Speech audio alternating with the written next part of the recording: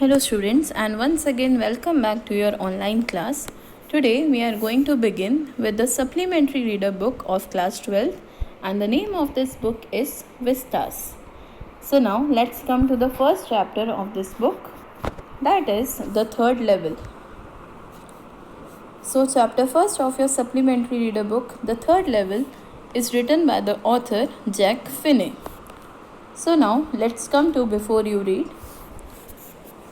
Have you ever had any curious experience which others find hard to believe? क्या आपकी life में कभी भी कोई ऐसा क्यूरियोसिटी से भरा हुआ एक्सपीरियंस हुआ है जो बाकी लोग शायद बिलीव ही ना कर सकें या उनको पूरी तरीके से ट्रस्ट ना हो आपकी बातों पर? This is what we will go through the story. Let's see. It's written on the right hand side. Read and find out what does the third level refer to. इस चैप्टर का जो नाम है द थर्ड लेवल, वो आखिर ये क्यों पढ़ा? Let's come to the topic. The first paragraph on page number first.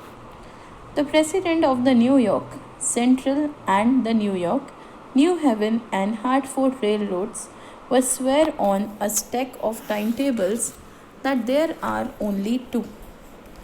But I say there are three, because I have been on the third level of the Grand Central Station.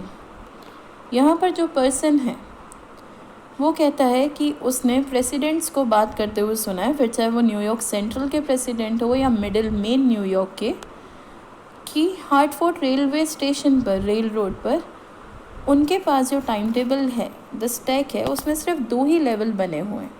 उस railway station का नाम क्या है? The grand central station. उस station पर सिर्फ दो ही level बने हुए हैं, the first level and the second level, और उसी के अकॉर्डिंग उनका टाइम टेबल या चार्ट जाता है, मीन्स कब कौन सी ट्रेन्स चलेंगी और किस टाइम पर अराइवल और डिपार्चर होगा. बट ये जो पर्सन है जिसकी बेसिस पर स्टोरी है, उसने बोला है कि वो स्वेयर करता है, वो कसम खाता है कि उसने थर्ड लेवल भी देखा है. और वो थर्ड लेवल उसने कहाँ देखा है? On the grand central station. Yes, I have taken the obvious step. I talked to a psychiatrist friend of mine, among others. I told him about the third level at the Grand Central Station, and he said it was a waking dream wish fulfillment. He said I was unhappy, that made my wife kind of mad, but he explained that he meant the modern world is full of insecurity, fear, war, worry, and all the rest of it, and that I just want to escape.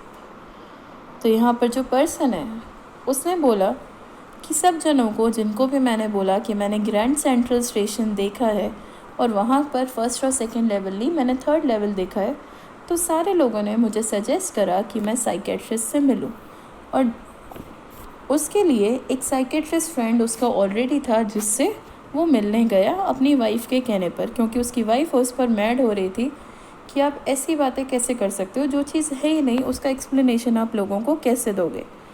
And जो इस person का friend था, the psychiatrist, उसने भी same चीज़ बोली कि आप life में जो आपके पास किसी भी तरीके की इनसिक्योरिटी होती है, डर होता है, और जो भी लाइफ में वॉर होते हैं, अलग अलग चीज़ों की चिंताएं होती हैं, वरीज़ होती हैं, आप उन सब की टेंशन लेकर काफ़ी ज़्यादा अनहैप्पी हो गए थे अपनी लाइफ में, और आपने एक डे ड्रीमिंग करी है, और उस डे ड्रीमिंग में आप एक थर्ड लेवल पर गए हो ताकि आप सारी अनहैप्पीनेस से दूर हो जाओ और आपको हैप्पीनेस मिल सके. तो आप लाइफ में एक चेंज लाने के लिए जो चीज़ें ऑलरेडी लाइफ में एग्जिस्ट करती हैं उन सब से कुछ नया देखना चाहते थे, और इसीलिए आपको अकेले थर्ड लेवल दिखा उस ग्रैंड सेंट्रल स्टेशन पर, जहाँ पर ऐसा कोई लेवल था ही नहीं. And the level here I am talking about the platforms. Coming to the next line. Well, who doesn't? Everybody I know wants to escape, but they don't wander down into any third level at Grand Central Station. तो यहाँ पर उस person ने, psychiatrist friend, और अपनी wife को बोला ऐसा कोई पर्सन नहीं होगा इस दुनिया में जो अपनी डेली बिजी लाइफ से या फिर उनमें आने वाले अप्स एंड डाउन से भागना ना चाहता हो. तो मैं कोई नया पर्सन नहीं हूँ जो एस्केप होना चाहता हूँ. यहाँ पर हर एक पर्सन ऐसा है जो अपनी लाइफ में किसी न किसी चीज़ से या किसी न किसी फियर से एस्केप होना चाहता है. तो इसका मतलब ये तो नहीं है कि वो लोग ऑटोमेटिकली वॉन्डर करेंगे, मीन्स यहाँ वहाँ घूमेंगे भटकेंगे और उनको डायरेक्टली थर्ड लेवल दिख जाएगा ग्रैंड सेंट्रल स्टेशन पर। तो वो मेरे साथ ही क्यों हुआ? Coming to the next paragraph. But that's the reason, he said, and my friends all agreed. Everything points to it, they claimed. My stamp collecting, for example, that is a temporary refuge from reality. Well, maybe, but my grandfather didn't need any refuge from reality. Things were pretty nice and peaceful. अब ये बात जो थी इस person की, normally इस person का name है चार्ली, जो कि अभी तक चैप्टर में डिस्क्राइब नहीं हुआ है, but you will be confuse. तो ये जो पर्सन है जो कंटिन्यूसली थर्ड लेवल देखने की बात कर रहा है, उसने ये सारी बातें अपने बाकी के फ्रेंड्स को भी बताई और सारे फ्रेंड्स उससे अग्री कर रहे थे कि हाँ, अगर लाइफ में किसी चीज़ से एस्केप होना है तो ज़रूरी नहीं है कि आप लोग डे ड्रीमिंग करोगे।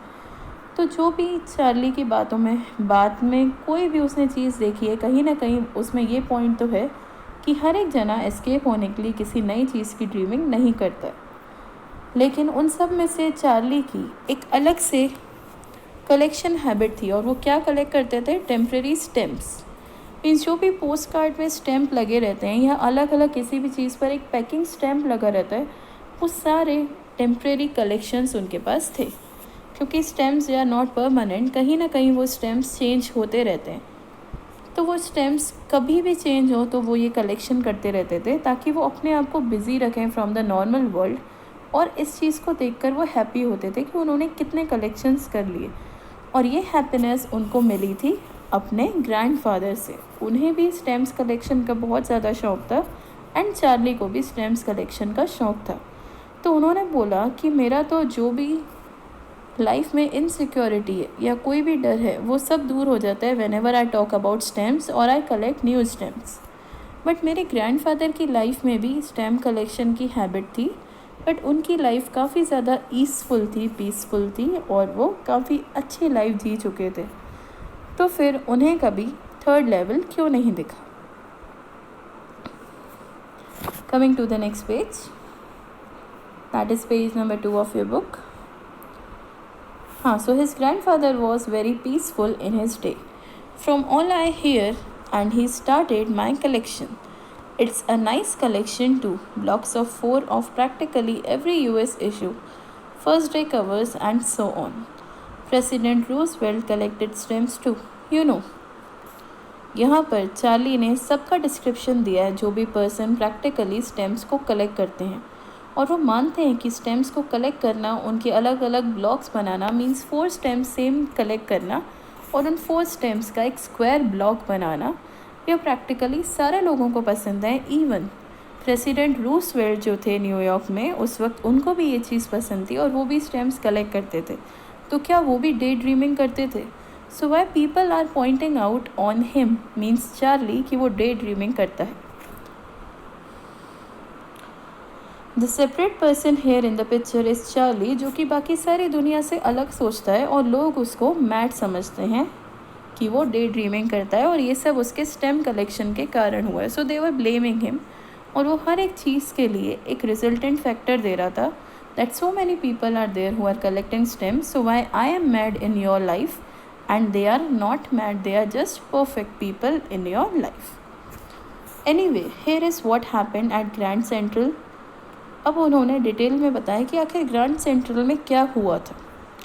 One night last summer, I worked late at the office. I was in a hurry to get uptown to my apartment.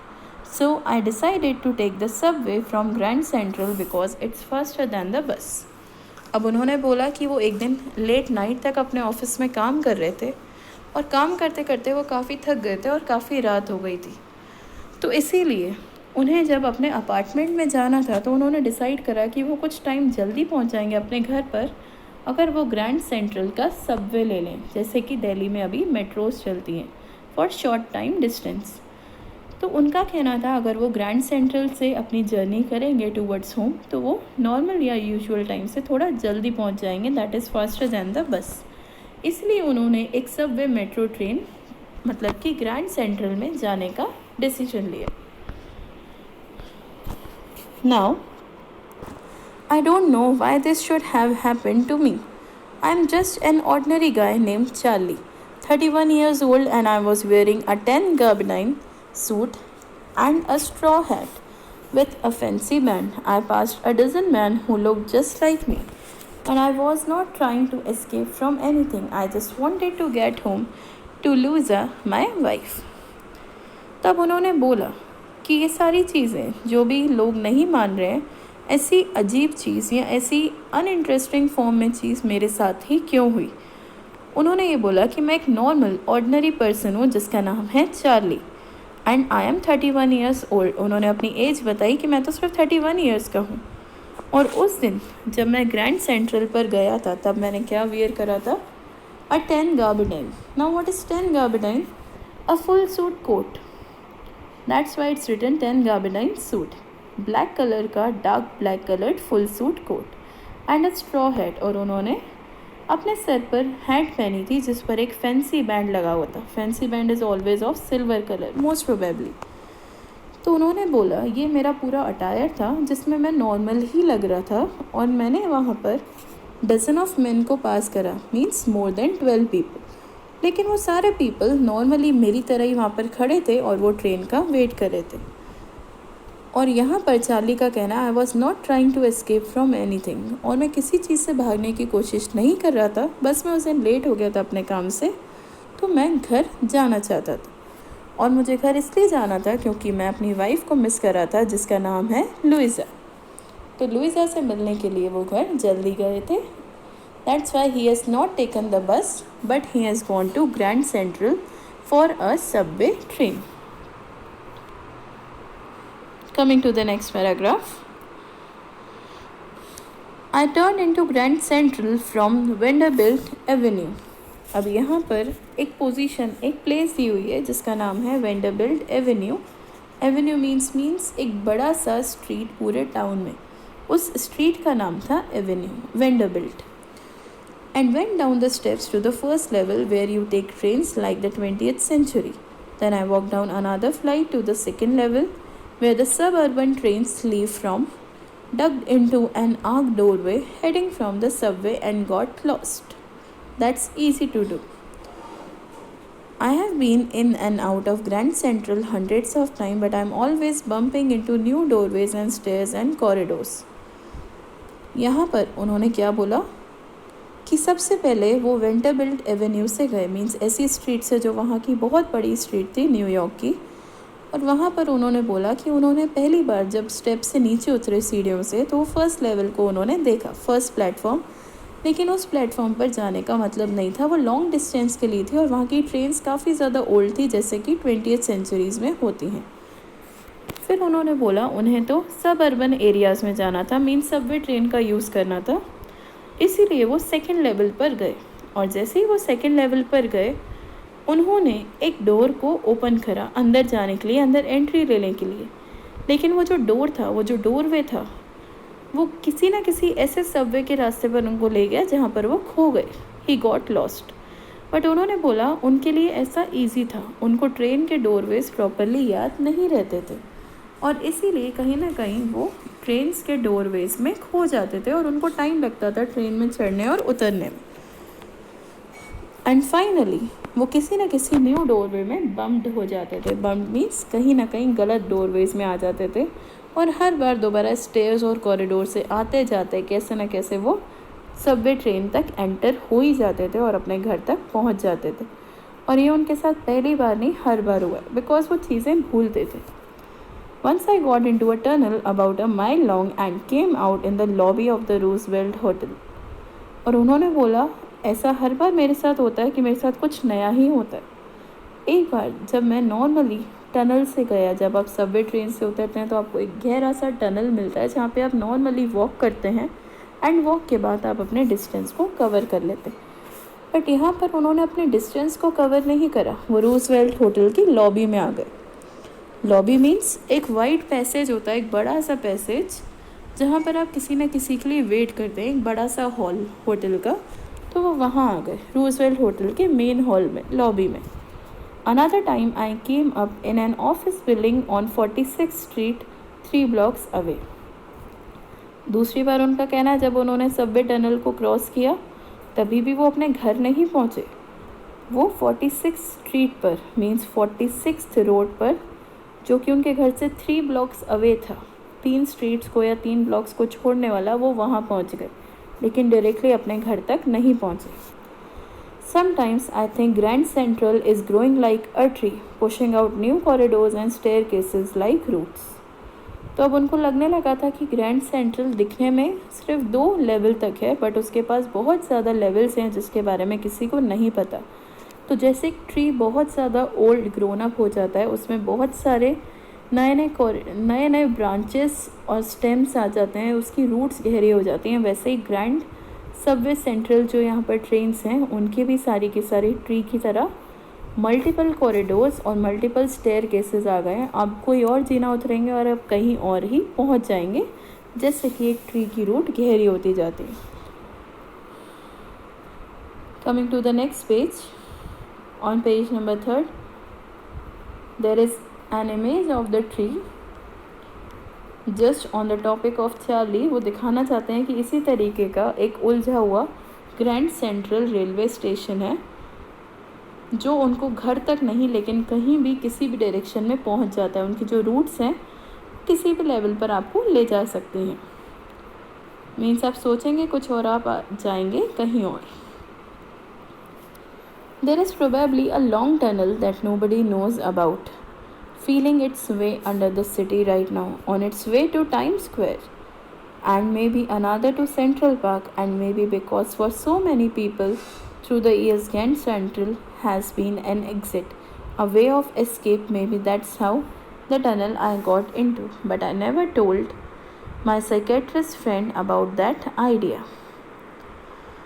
तो यहाँ पर उनका कहना है चार्ली का कि वो सबवे में जब भी जाते हैं इस ग्रैंड सेंट्रल की ट्रेन में, तो वो जाते तो हर बार सेकंड लेवल के लिए हैं, लेकिन वो किसी थर्ड लेवल पर पहुंच जाते हैं और हर बार उनको नया कॉरिडोर, नया डोरवे मिलता है जहां से वो क्रॉस होकर आज तक इतनी सारी जगहें देख चुके हैं न्यूयॉर्क की, जहां पर कभी वो जाने के बारे में सोच भी नहीं सकते थे, जिसमें से कुछ मोस्ट इम्पॉर्टेंट प्लेसेस हैं the Time Square, the Central Park and some more places like this.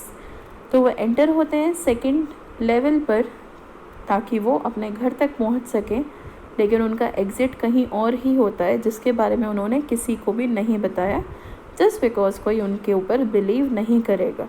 और यही हुआ इस बार भी, जब उन्होंने अपने साइकेट्रिस्ट फ्रेंड को बोलना चाहा तब उसने चार्ली की बात पर बिलीव नहीं करा, और इसीलिए आज तक कभी भी चार्ली ने अपने साइकेट्रिस्ट फ्रेंड को अपने एक्सपीरियंसेस नहीं बताए, ताकि वो ये आइडिया ग्रैब ना कर ले और वो भी कुछ जगहों को फ्री में ना घूम ले।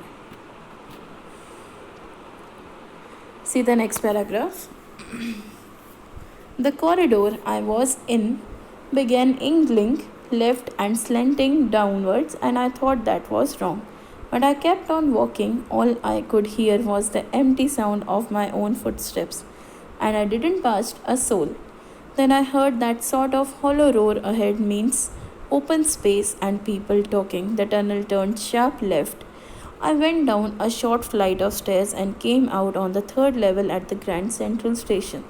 For just a moment I thought I was back on the 2nd level, but I saw the room was smaller. There were fewer ticket windows and train gates, and the information booth in the center was wood and old looking, and the man in the booth wore a green eye shade and long black sleeve protectors.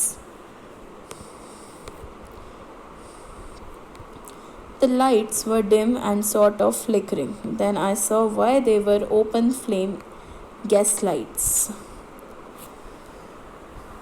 अब यहाँ पर उन्होंने बोला कि जब वो अपनी ticket collect करने के लिए कॉरिडोर से जा रहे थे सबवे टनल की, तब जाकर उनको समझ में नहीं आया, अचानक से कॉरिडोर जो है वो शेक होने लगा, और कॉरिडोर इतनी तेज़ी से शेक हुआ कि वहाँ पर आसपास में जितने लोग खड़े थे सारे के सारे डिसअपेयर हो गए, और अकेले चार्ली उस पूरे कॉरिडोर में थे, और काफ़ी टाइम तक चार्ली को अपने फुट स्टेप्स की आवाज़ें आ रही थी, और वो कॉरिडोर चार्ली को सिर्फ और सिर्फ लेफ़्ट डायरेक्शन में ही ले जा रहा था। और चार्ली को तब वहाँ पर लेफ़्ट डायरेक्शन जैसे ही एंड हुआ, कुछ स्टेयर केसेस मिले, कुछ जीने मिले जिनको उनको उतरना था, और वो जैसे ही जीनों से नीचे उतरे उनको पहले तो लगा कि वो सेकंड लेवल पर दोबारा ही आ गए हैं, मतलब वो कॉरिडोर से गए थे सेकंड लेवल पर जाने के लिए, दोबारा वहीं के वहीं आ गए, तो अब जाकर वो टिकट खरीद लेंगे। बट जैसे ही वो वहाँ गए उनको पता चला कि ये सेकंड लेवल नहीं है, यहाँ पर उनको टिकट्स नहीं मिलेंगी, ये कोई और ही लेवल है, मीन्स उस ग्रैंड सेंट्रल स्टेशन का थर्ड लेवल है। और ये उनको कैसे पता चला, क्योंकि वहाँ पे कुछ पीपल नॉर्मल बात कर रहे थे, बट जो ट्रेन गेट्स थे वो काफ़ी ज़्यादा ओल्ड थे, और जो टिकट विंडोज़ थी वो नॉर्मल स्टील या आयरन की कोटेड नहीं थी, वो वुडन बनी हुई थी, सारी की सारी वुड से। और वहाँ पर जो विंडो काउंटर पर जो बूथ पर लोग थे जो कि न्यू टिकट्स देते हैं for the person for a journey, तो उनके पास ग्रीन आई शेड्स थे। और वो जो पर्सन था उसके पास ऐसा लॉन्ग ब्लैक स्लीव प्रोटेक्टर था जो कि आज के टाइम पर नहीं चलता, मीन्स उनका जो ड्रेसिंग अटायर था वो काफ़ी ज़्यादा ओल्ड टाइम पीरियड का था।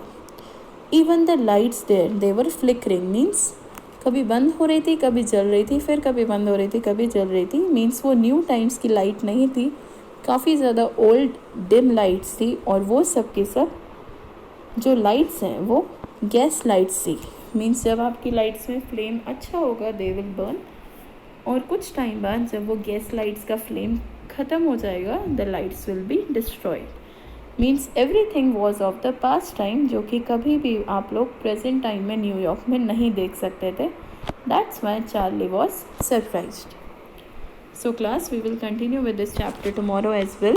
Till then, thank you and have a nice day.